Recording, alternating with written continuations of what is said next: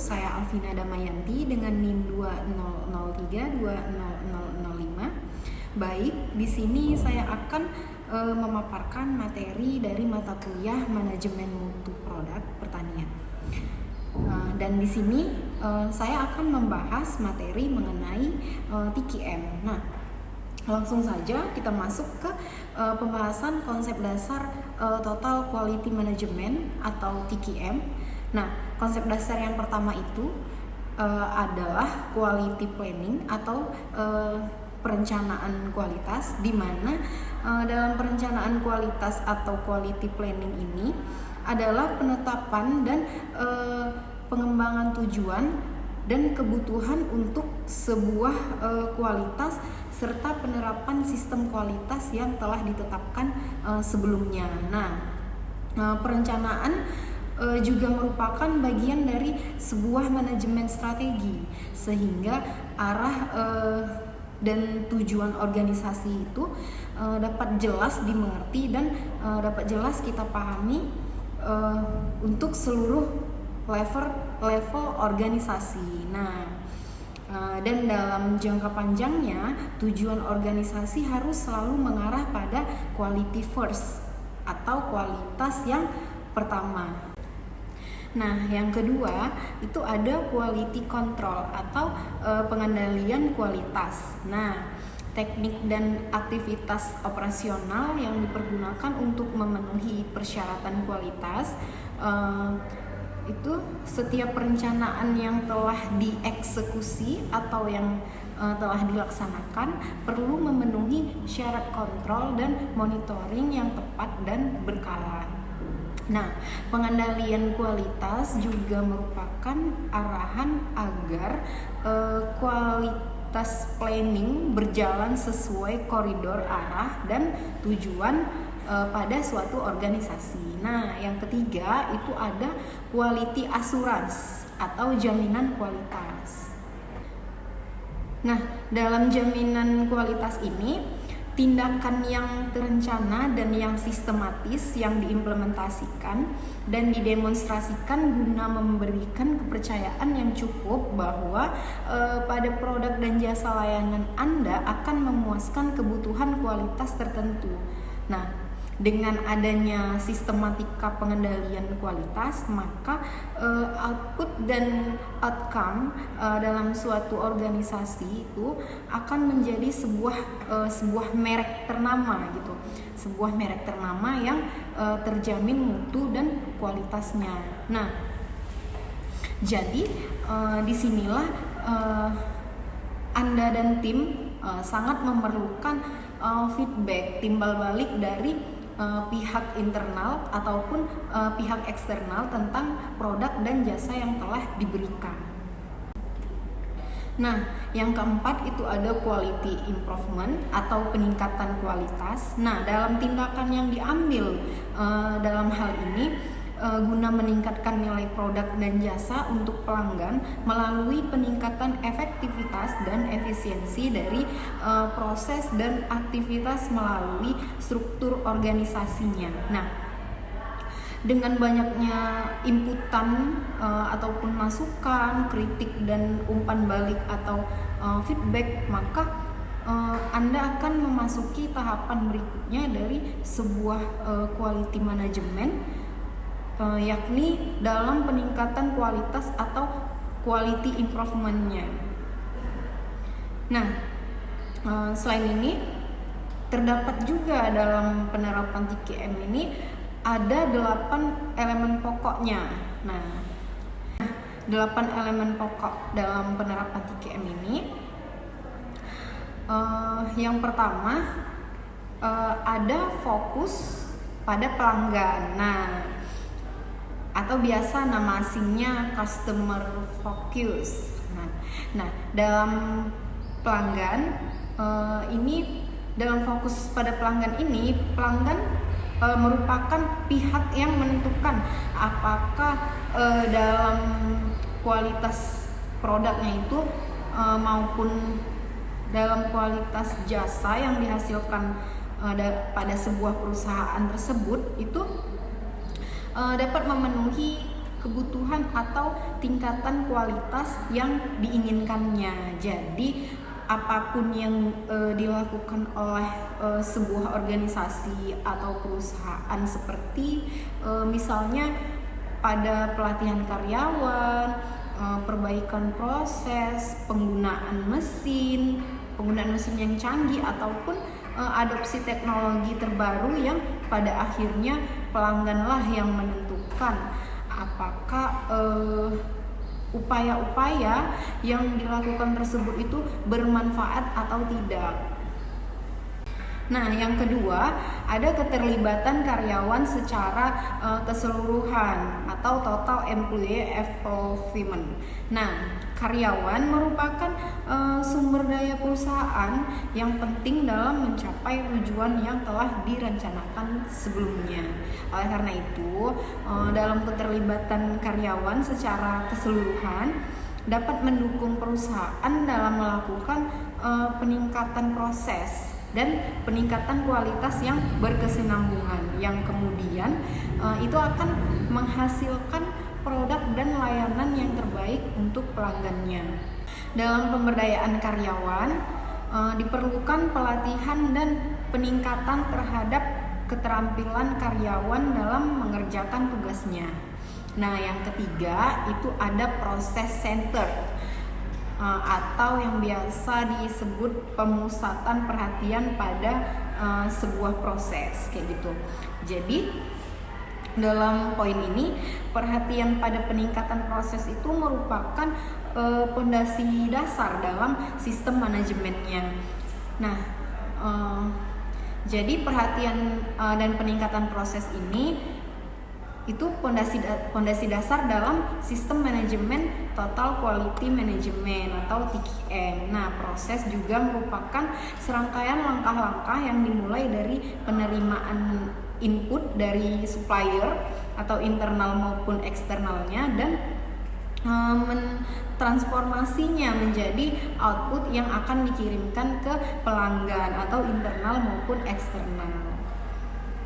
Nah, yang keempat itu ada sistem yang terintegrasi atau integrated system. Nah, meskipun terdapat banyak keahlian dan ruang lingkup kerja dalam suatu perusahaan, itu yang membentuk departementalisasi secara vertikal maupun horizontal, semuanya juga memerlukan suatu sistem yang terintegrasi dengan baik agar visi misi dari strategi, visi misi dari kebijakan, tujuan, dan sasaran perusahaan dapat dikomunikasikan dengan baik dan jelas kepada semua karyawan. Nah, yang kelima itu ada pendekatan strategi dan sistematik atau strategi and systematic approach. Nah, salah satu bagian yang penting dalam manajemen kualitas adalah pendekatan strategi dan sistematik ini dalam mencapai visi, misi, dan tujuan perusahaan.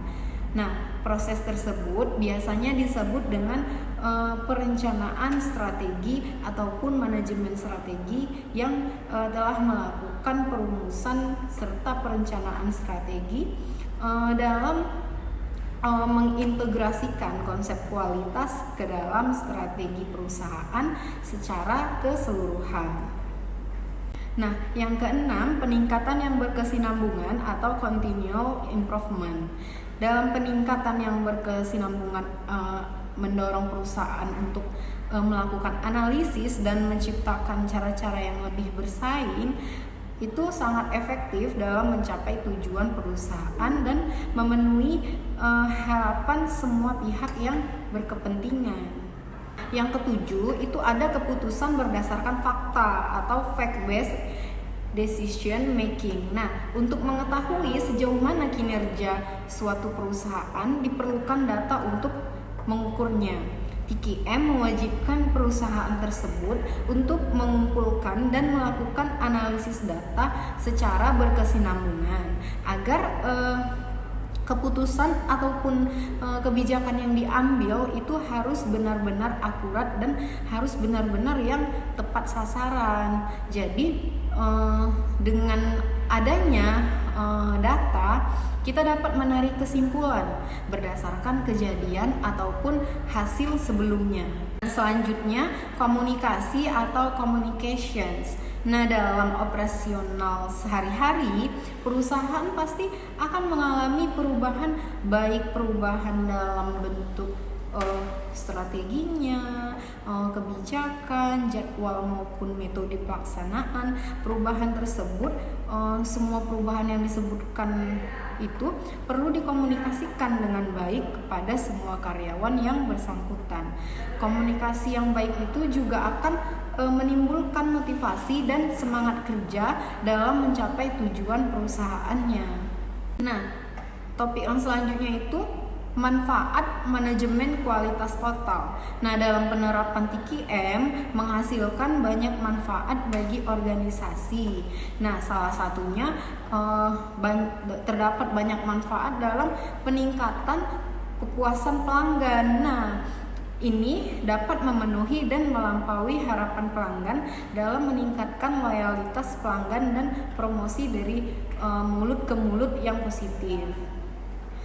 Poin yang kedua itu memiliki manfaat dalam peningkatan efisiensi, di mana proses yang disederhanakan dapat mengurangi limbah, waktu tunggu lebih singkat, dan biaya yang lebih rendah.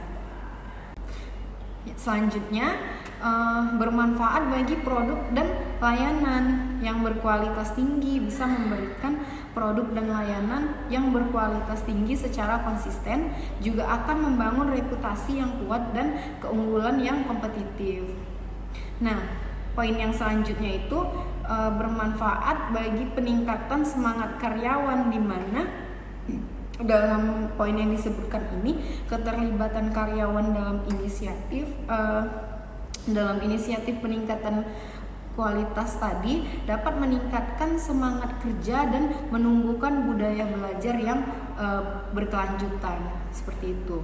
Selanjutnya, dalam hubungan pemasok yang lebih baik, ini bermanfaat dalam hubungan kolaboratif dengan pemasok, menghasilkan peningkatan kualitas bahan baku dan komponen. Selanjutnya, keunggulan yang kompetitif, di mana TQM dapat membantu organisasi menonjol di pasar yang padat, menarik lebih banyak pelanggan dan peluang untuk lebih berkembang. Nah, pada TQM atau Total Quality Management, manajemen dari keseluruhan organisasi sehingga unggul di segala aspek dari barang dan jasa yang penting bagi pelanggan. Nah, Total Quality Management atau yang biasa kita singkat dengan TQM itu juga merupakan suatu pendekatan manajemen yang berfokus pada kualitas secara menyeluruh. TQM bukan hanya sekadar konsep, tetapi lebih merupakan filosofi yang mendasari sebuah atau seluruh aspek operasional dan budaya organisasi. Nah, definisi TQM sendiri yang pertama itu fokus pada pelanggan dan menyediakan produk atau layanan yang sepenuhnya memenuhi kebutuhan pelanggan dan meningkatkan kepuasan pelanggan adalah kunci kesuksesan dalam penerapan TQM. Nah, prinsip yang kedua, keterlibatan penuh atau total involvement. Dalam poin ini, yang pertama melibatkan seluruh anggota organisasi dari pimpinan hingga pekerja lapangan. Yang kedua, menciptakan budaya partisipatif dan kolaboratif. Nah, yang ketiga itu prinsip dalam proses pendekatan. Poin pertama, mengintegrasikan semua departemen dan fungsi dalam satu kesatuan sistem dan memastikan setiap proses berjalan dengan optimal untuk mencapai kualitas yang diinginkan. Nah, prinsip yang keempat, perbaikan berkesinambungan atau continuous improvement. Poin yang pertama ada mengadopsi filosofi Kaizen untuk perbaikan yang secara terus-menerus. Yang kedua, mendorong inovasi dan efisiensi dalam setiap aspek operasional.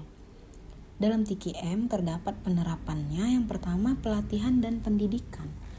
Dalam hal ini, yang pertama kita harus memberikan pelatihan yang terus-menerus untuk meningkatkan keterampilan dan pengetahuan.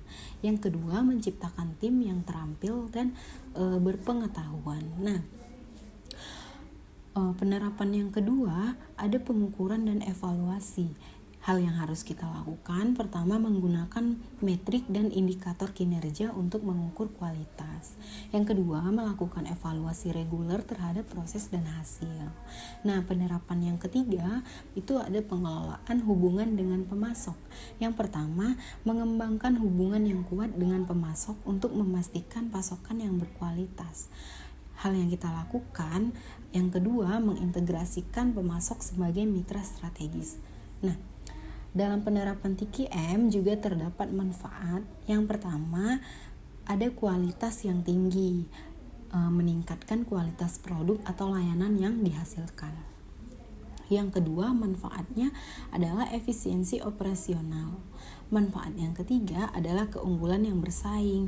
Manfaat yang keempat adalah peningkatan kepuasan pelanggan. Nah, dalam penerapan TQM juga terdapat tantangan dalam pengimplementasiannya. Tantangan yang pertama ada perubahan budaya organisasi, dan hal ini mengubah budaya organisasi itu memerlukan waktu dan kesabaran. Nah, tantangan yang kedua itu ada keterlibatan seluruh anggota. Dalam hal ini kita bisa mencapai keterlibatan penuh dan memerlukan komitmen dari seluruh anggota. Nah, tantangan yang ketiga itu ada kesiapan teknologi. Dalam hal ini memerlukan investasi dalam teknologi untuk mendukung pengukuran dan evaluasi. Nah, dalam TQM terdapat juga studi kasus keberhasilan dalam pengimplementasiannya. Mungkin kita pernah mendengar tentang perusahaan-perusahaan seperti perusahaan Toyota, JNE, Motorola, atau Sony yang sukses menerapkan TQM dan mencapai keunggulan dalam tahap yang sangat-sangat kompetitif. Nah, di dalam penerapan TQM juga terdapat beberapa kesimpulan. Nah, dari penjelasan yang sudah dijelaskan sebelum-sebelumnya, TQM ini terdapat beberapa kesimpulan yang itu adalah suatu pendekatan holistik yang dapat membawa organisasi menuju keunggulan di segala aspek produk dan layanan. Dengan fokus pada pelanggan, keterlibatan pemenuhan, pendekatan proses, dan perbaikan yang berkesinambungan, TQM dapat Nah, pada TQM atau Total Quality Management, manajemen dari keseluruhan organisasi sehingga unggul di segala aspek dari barang dan jasa yang penting bagi pelanggan. Nah, Total Quality Management atau yang biasa kita singkat dengan TQM itu juga merupakan suatu pendekatan manajemen yang berfokus pada kualitas secara menyeluruh. TQM bukan hanya sekadar konsep, tetapi lebih merupakan filosofi yang mendasari sebuah atau seluruh aspek operasional dan budaya organisasi. Nah, definisi TQM sendiri yang pertama itu fokus pada pelanggan dan menyediakan produk atau layanan yang sepenuhnya memenuhi kebutuhan pelanggan dan meningkatkan kepuasan pelanggan adalah kunci kesuksesan dalam penerapan TQM. Nah, prinsip yang kedua, keterlibatan penuh atau total involvement. Dalam poin ini, yang pertama melibatkan seluruh anggota organisasi dari pimpinan hingga pekerja lapangan. Yang kedua, menciptakan budaya partisipatif dan kolaboratif. Nah, yang ketiga itu prinsip dalam proses pendekatan. Poin pertama mengintegrasikan semua departemen dan fungsi dalam satu kesatuan sistem dan memastikan setiap proses berjalan dengan optimal untuk mencapai kualitas yang diinginkan. Nah, prinsip yang keempat, perbaikan berkesinambungan atau continuous improvement. Poin yang pertama ada mengadopsi filosofi Kaizen untuk perbaikan yang secara terus-menerus. Yang kedua, mendorong inovasi dan efisiensi dalam setiap aspek operasional. Dalam TQM terdapat penerapannya. Yang pertama, pelatihan dan pendidikan. Dalam hal ini, yang pertama kita harus memberikan pelatihan yang terus-menerus untuk meningkatkan keterampilan dan pengetahuan. Yang kedua, menciptakan tim yang terampil dan berpengetahuan. Nah, penerapan yang kedua ada pengukuran dan evaluasi. Hal yang harus kita lakukan pertama menggunakan metrik dan indikator kinerja untuk mengukur kualitas. Yang kedua melakukan evaluasi reguler terhadap proses dan hasil. Nah, penerapan yang ketiga itu ada pengelolaan hubungan dengan pemasok. Yang pertama mengembangkan hubungan yang kuat dengan pemasok untuk memastikan pasokan yang berkualitas. Hal yang kita lakukan yang kedua mengintegrasikan pemasok sebagai mitra strategis. Nah, dalam penerapan TQM juga terdapat manfaat. Yang pertama, ada kualitas yang tinggi, meningkatkan kualitas produk atau layanan yang dihasilkan. Yang kedua, manfaatnya adalah efisiensi operasional. Manfaat yang ketiga adalah keunggulan yang bersaing. Manfaat yang keempat adalah peningkatan kepuasan pelanggan. Nah, dalam penerapan TQM juga terdapat tantangan dalam pengimplementasiannya. Tantangan yang pertama ada perubahan budaya organisasi, dan hal ini mengubah budaya organisasi itu memerlukan waktu dan kesabaran. Nah, tantangan yang kedua itu ada keterlibatan seluruh anggota. Dalam hal ini kita bisa mencapai keterlibatan penuh dan memerlukan komitmen dari seluruh anggota. Nah, tantangan yang ketiga itu ada kesiapan teknologi. Dalam hal ini memerlukan investasi dalam teknologi untuk mendukung pengukuran dan evaluasi. Nah, dalam TQM terdapat juga studi kasus keberhasilan dalam pengimplementasiannya. Mungkin kita pernah mendengar tentang perusahaan-perusahaan seperti perusahaan Toyota, JNE, Motorola, atau Sony yang sukses menerapkan TQM dan mencapai keunggulan dalam tahap yang sangat-sangat kompetitif. Nah, di dalam penerapan TQM juga terdapat beberapa kesimpulan. Nah, dari penjelasan yang sudah dijelaskan sebelum-sebelumnya, TQM ini terdapat beberapa kesimpulan yang itu adalah suatu pendekatan holistik yang dapat membawa organisasi menuju keunggulan di segala aspek produk dan layanan. Dengan fokus pada pelanggan, keterlibatan pemenuhan, pendekatan proses, dan perbaikan yang berkesinambungan, TQM dapat dalam penerapan TQM juga terdapat beberapa konsep program TQM yang sudah efektif. Nah, yang pertama itu ada konsep perbaikan berkesinambungan, di mana TQM atau yang biasa kita sebutkan Total Quality Management itu membutuhkan perbaikan yang berkesinambungan yang tidak pernah berhenti untuk mencakup orang, mencakup peralatan, pemasok, bahan, dan prosedur. Nah, dasar filosofi ini adalah di mana setiap aspek dari operasi perusahaan dapat diperbaiki. Tujuan akhirnya adalah demi kesempurnaan yang tidak akan pernah dapat diraih, tetapi harus terus diupayakan. Konsep yang kedua itu Six Sigma, di mana Six Sigma ini sendiri adalah program untuk menghemat waktu, meningkatkan kualitas, dan menurunkan biaya. Nah, Six Sigma juga merupakan sebuah sistem yang menyeluruh, yaitu suatu strategi karena strategi tersebut sangat berfokus pada kepuasan pelanggan total, disiplin karena mengikuti Six Sigma Improvement, model formal, dan sekumpulan perangkat atau lembar perangkat, diagram sebab akibat, diagram Pareto, diagram air, histogram, dan statistical process control. Nah, hal ini digunakan untuk apa? Untuk memperoleh dan mempertahankan kesuksesan dalam era bisnis. Konsep yang ketiga itu ada pemberdayaan pekerja. Pemberdayaan pekerja berarti kita harus melibatkan pekerja pada setiap langkah proses produksi. Nah, bagaimana langkah-langkahnya untuk memberdayakan pekerja? Nah, yang pertama kita harus membina jaringan komunikasi yang melibatkan pekerja dengan cara membentuk para pekerja yang bersifat terbuka dan mendukung.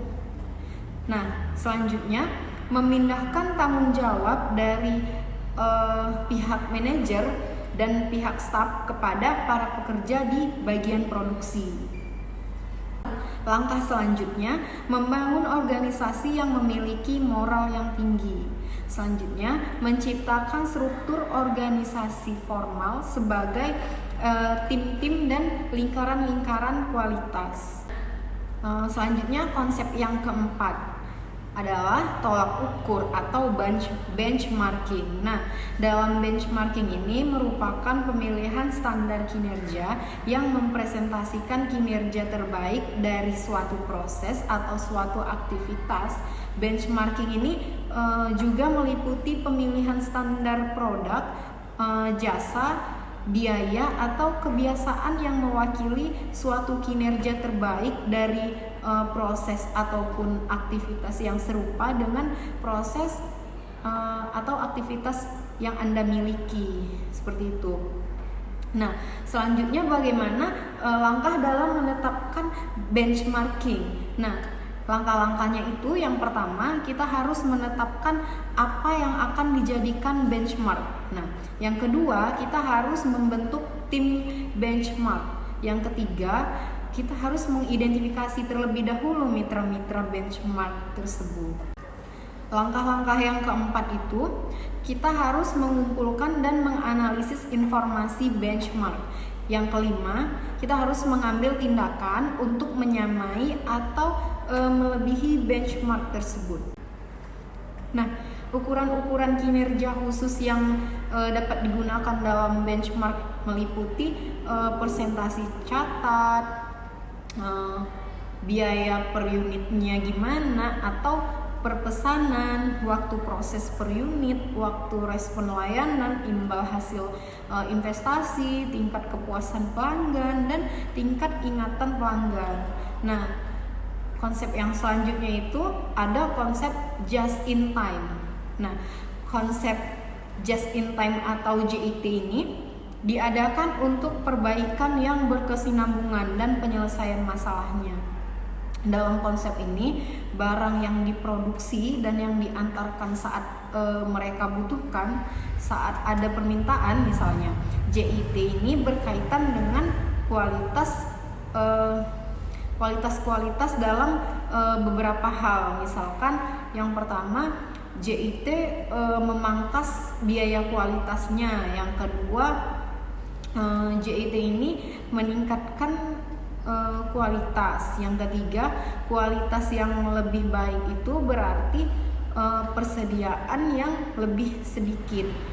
Dan sistem JIT ini, misalkan sistem JIT yang lebih baik dan yang lebih digunakan, itu yang dinamakan kualitas yang lebih baik. Nah, tujuan memiliki persediaan itu adalah melindungi kinerja produksi yang buruk yang disebabkan oleh kualitas yang tidak dapat diandalkan, misalnya seperti itu. Nah, jika kualitasnya konsisten, maka JIT membuat sebuah perusahaan itu dapat mengurangi semua biaya yang terkait pada persediaan. Konsep yang selanjutnya adalah konsep Taguchi. Nah, Genichi Taguchi ini memberikan 3 konsep yang bertujuan memperbaiki kualitas produk dan prosesnya. Nah, yang pertama itu ada ketangguhan kualitas atau quality robustness. Nah, dalam ketangguhan kualitas ini, produk yang berkualitas tangguh itu adalah produk yang dapat diproduksi secara beragam dan secara konsisten dalam segala kondisi manufaktur dan lingkungan yang kurang baik atau bukan menghilangkan penyebabnya, seperti itu. Taguchi juga menyarankan bahwa kita menghilangkan pengaruh biasanya itu akan lebih murah daripada menghilangkan penyebab dan lebih efektif juga dalam memproduksi produk yang tangguh.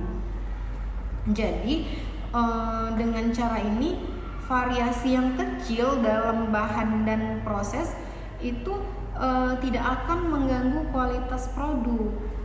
Nah, yang kedua itu ada fungsi kerugian kualitas atau quality loss function.